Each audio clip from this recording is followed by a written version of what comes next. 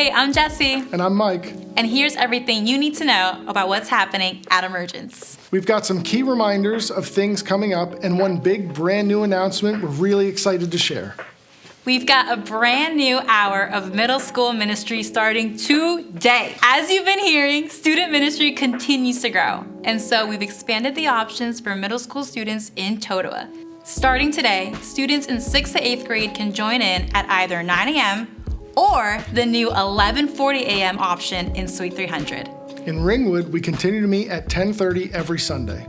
So grateful for the student team launching another opportunity today. Let's continue to pray for our students and teams that they'd keep on growing towards Jesus, because amazing things have been happening with our student ministry. Something else that has started is our community season. Woo! Our community groups kicked off this past week, and it isn't too late to jump in. There are groups all over the area on every day of the week, so check out all the options in the digital bulletin. And for those new to our faith or church, or maybe those returning from a time you were disconnected from Jesus, Starting Point has also launched. Yes. It meets at 9 a.m. in Ringwood and 10:20 in Totowa. And though it started last week, you can still jump in this week. Just head on over to the group today and you'll find a casual, judgment-free zone where you can learn all about the Bible and Jesus and ask the kind of questions that you're wrestling with. One final reminder today, and that is about our marriage workshop. We're less than 2 weeks away from this great morning of growing and connecting.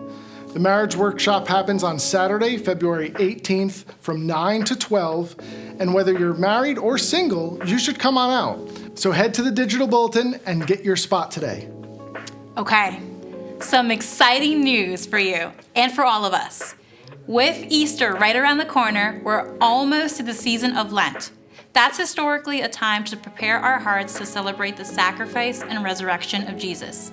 This year, we're going to kick off the Lent season on Wednesday, February 22nd with a worship night. I'm so excited. I love those. Come raise your voices together at 7:30 p.m. on the 22nd here in Totowa.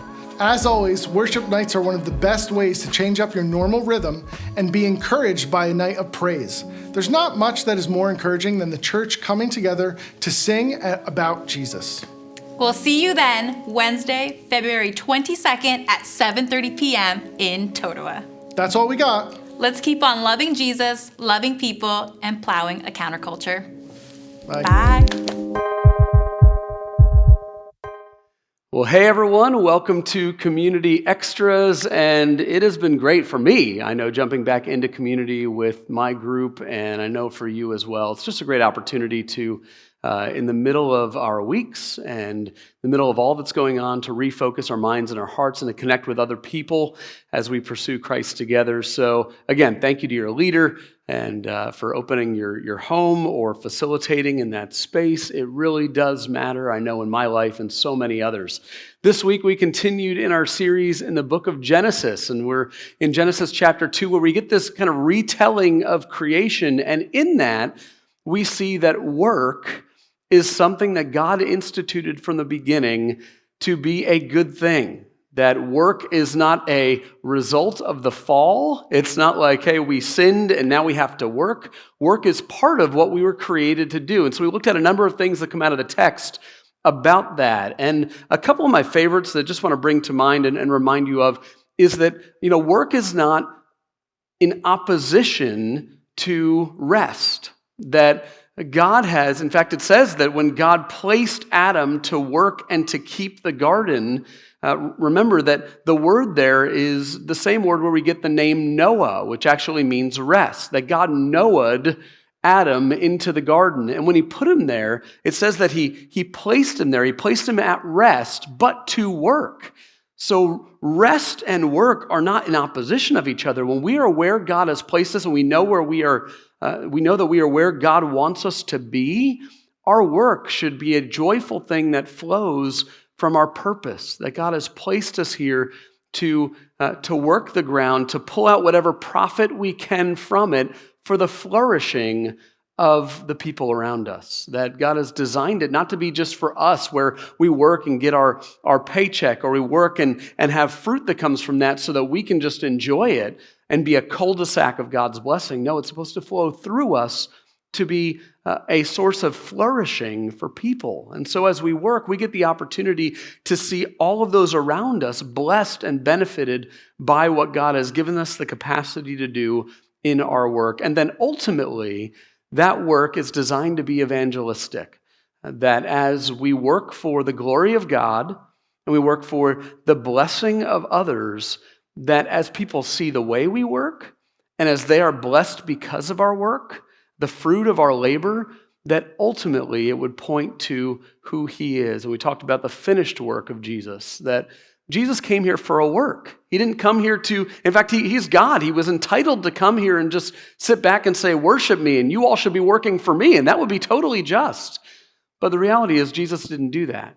He came here to do a work.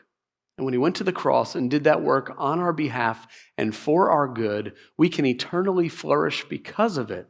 And as he did it, he said, it is finished.